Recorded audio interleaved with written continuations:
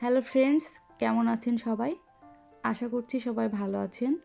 আজকে নতুন একটি রেসিপি নিয়ে চলে এসেছি। আজকে রেসিপিতে থাকছে দুধ পুলি পিঠা বা ক্ষীর পুলি পিঠা। শীতের আমেজে পিঠা পুলি খাওয়ার মজাই আলাদা।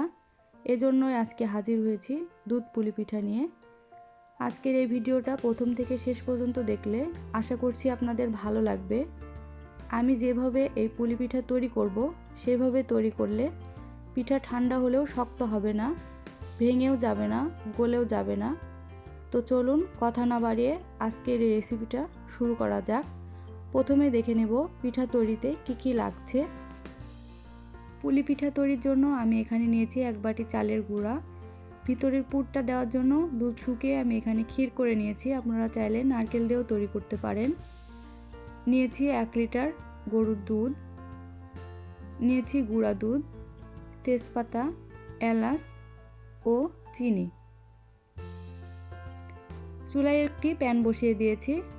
এখন আমি জল গরম দিয়ে দিচ্ছি। দিয়ে দিলাম 1 বাটি জল।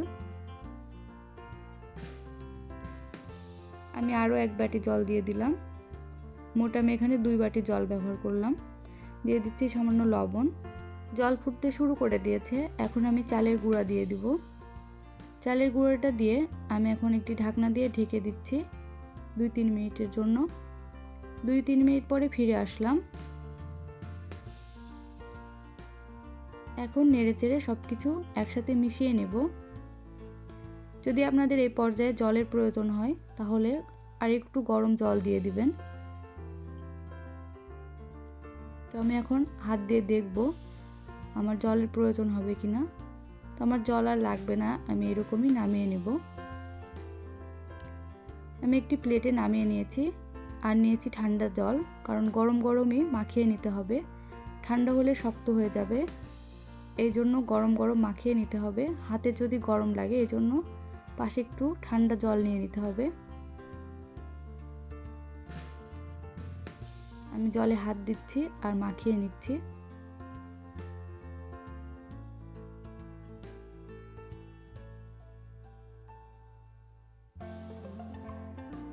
খুব ভালোভাবে চেপে চেপে মাখিয়ে নিতে হবে।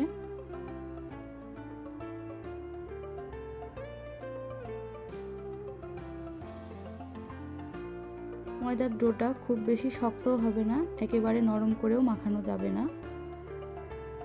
এখন আমি মাখিয়ে একটি ভেজা কাপড় দিয়ে ঢেকে রাখলাম যাতে শক্ত হয়ে না যায়। এখন পিঠা তৈরির জন্য সব কিছু রেডি করে নিয়েছি। এখানে একটু ময়দা নিয়েছি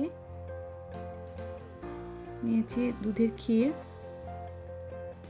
এখন অল্প একটু করে নিব আর পিঠাগুলো বানিয়ে নেব। প্রথমে আমি গোল করে নিচ্ছি। এখন ময়দাতে একটু গড়িয়ে নিচ্ছি যাতে হাতে না লেগে যায়। আমি কিভাবে বানাচ্ছি আপনারা হয়তো দেখে বুঝতেই পারছেন। প্রথমে এরকম একটু বাটির মতো তৈরি করে নিতে হবে। এখন আমি ক্ষীরটা দিয়ে দিব।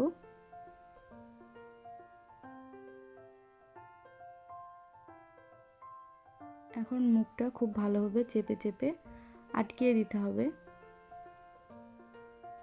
মুখ ভালোভাবে না আটকালে দুধে সিদ্ধ করার সময় খুলে ভেতরের পুরগুলো বের হয়ে আসবে। এজন্য খুব ভালোভাবে পিঠাটা তৈরি করে নিতে হবে।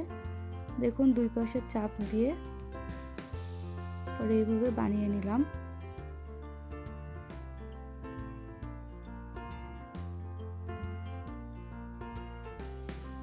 সবগুলো পিঠা আমি একইভাবে বানিয়ে নিব।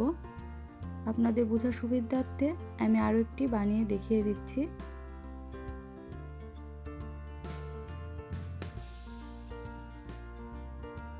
দেখুন আমার 2টা পুলি পিঠা তৈরি হয়ে গেল।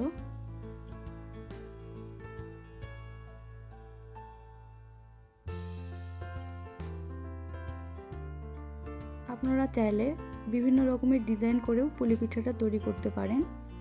আমি আরও একটি ডিজাইন দেখিয়ে দিচ্ছি। দেখুন হয়তো দেখে খুব ভালোভাবে আপনারা বুঝতে পারছেন আমি কিভাবে তৈরি করছি। আপনারা চাইলে এভাবেও তৈরি করে নিতে পারেন। তবে মুখটা খুব ভালোভাবে আটকে দিতে হবে, তাহলেই হবে। সব পিঠাগুলো আমার তৈরি হয়ে গেছে। আমি শেষে আরও একটি পিঠা বানিয়ে আপনাদের দেখিয়ে দিব। যদি কেউ তৈরি করতে না পারেন তাহলে খুব ভালোভাবে দেখে নেন যে আমি কিভাবে তৈরি করছি।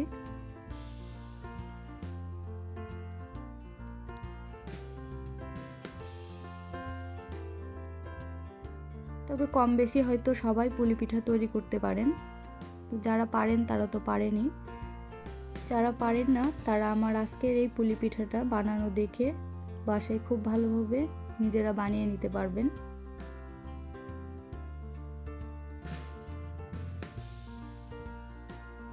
আমি আবারও বলছি, পুলি পিঠাটা অবশ্যই খুব ভালোভাবে আটকে নিতে হবে, নাহলে ভিতরে যে পুরগুলো দেওয়া হচ্ছে সব দুধের মধ্যে বেরিয়ে আসবে ফুটানোর সময়। পুলি পিঠাগুলো আমি এখন একটা ভিজানো কাপড় দিয়ে ঢেকে রাখলাম যাতে করে শক্ত হয়ে না যায়। চুলে একটি প্যান বসিয়ে দুধ দিয়ে দিচ্ছি।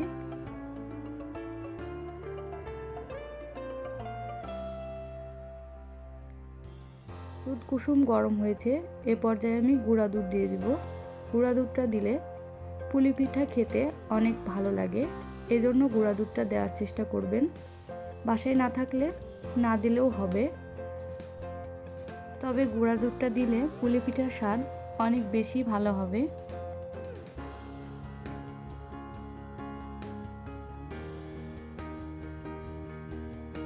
দিয়ে দিচ্ছি তেজপাতা, দিয়ে দিচ্ছি এলাচ। এখন দুধটা নেড়ে চেড়ে খুব ভালোভাবে ফুটিয়ে অর্ধেক করে নিতে হবে। বারবার নাড়তে হবে যাতে নিচে দুধটা লেগে না যায়। দুধ খুব ভালোভাবে ফুটিয়ে আমি অর্ধেক পরিমাণ করে নিয়েছি। এখন দুধটা একটু ঠান্ডা করে নিচ্ছি। একেবারে গরম দুধে পুলি দেওয়া যাবে না, তাহলে ভালো হবে না, এজন্য আমি একটু ঠান্ডা করে নিলাম। এখন পুলিগুলো দিয়ে দিচ্ছি। এক এক করে পুলিগুলো দিতে হবে, একবারে পুলিগুলো দেওয়া যাবে না।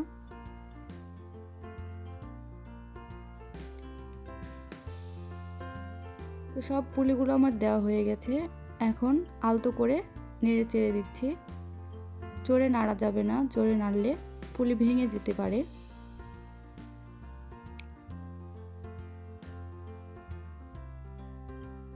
এখন আমি একটি ঢাকনা দিয়ে ঢেকে দেব 5 মিনিটের জন্য। 5 মিনিট পরে ফিরে আসছি। 5 মিনিট পরে ফিরে আসলাম, ঢাকনাটা খুলে নিচ্ছি। ঢাকনাটা খুলে নিয়ে আবারও আলতো করে নেড়ে চেড়ে দিচ্ছি।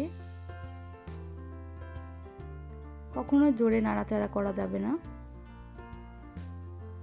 আমি এখান থেকে একটু দুধ তুলে রাখবো, আমি এটা পরে ব্যবহার করব।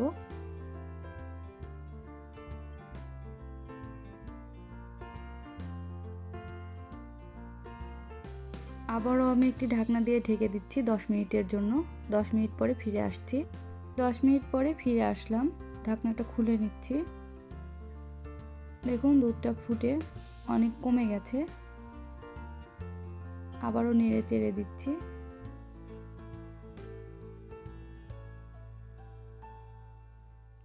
এই পর্যায়ে আমি চিনি দিয়ে দিব। যে যেমন মিষ্টি খাবেন সে অনুযায়ী চিনি দিয়ে দিবেন।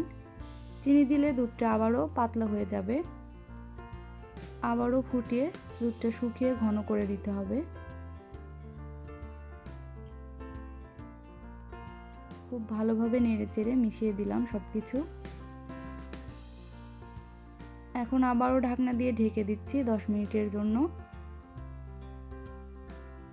10 মিনিট পরে ফিরে আসলাম, ঢাকনাটা খুলে নিচ্ছি। আবারও আলতো করে আমি নেড়ে চেড়ে দিচ্ছি। পিঠাটা হয়ে এসেছে, আমি দেখিয়ে দিচ্ছি দুধটা কতটা ঘন হয়েছে।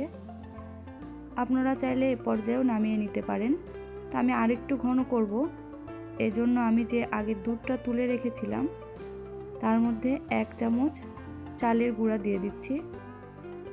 1 চামচ চালের গুঁড়া দিয়ে গুলিয়ে নিচ্ছি। এখন আমি এটা দিয়ে দেব, নেড়ে চেড়ে দিচ্ছি। এখন 5 মিনিটের মতো আবারও খুব ভালোভাবে ফুটিয়ে নেব।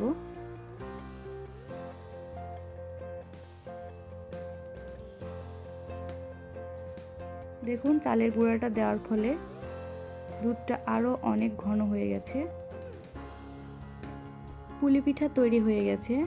পিঠাটা ঠান্ডা হলে আরও অনেক ঘন হয়ে যাবে। এজন্য এখন আমি পিঠাটা চুলা থেকে নামিয়ে নিব। ঠান্ডা হওয়ার পরে ফিরে আসলাম। দেখুন পিঠাটা কতটা ঘন হয়ে গেছে, দেখতে কতটা লোভনীয় হয়েছে, খেতেও অনেক মজাদার হয়েছে। আশা করছি আমার আজকের এই রেসিপিটা আপনাদের সকলের ভালো লেগেছে। আমার এই রেসিপিটা ফলো করে বাসায় একবারের জন্য হলেও পুলি পিঠা তৈরি করে খেয়ে দেখবেন। কেমন হয়েছে তা আমাকে অবশ্যই কমেন্ট বক্সে জানাবেন। আমার এই রেসিপিটা ভালো লেগে থাকলে আমার চ্যানেলটি সাবস্ক্রাইব করে দিবেন, যাতে করে নতুন কোনো ভিডিও দেওয়ার সাথে সাথে নোটিফিকেশন পেয়ে যান। লাইক ও শেয়ার করে সবাইকে দেখার সুযোগ করে দিবেন। আজকের মতো এ পর্যন্তই। সবাই ভালো থাকবেন, সুস্থ থাকবেন। দেখা হবে নতুন কোনো ভিডিওতে।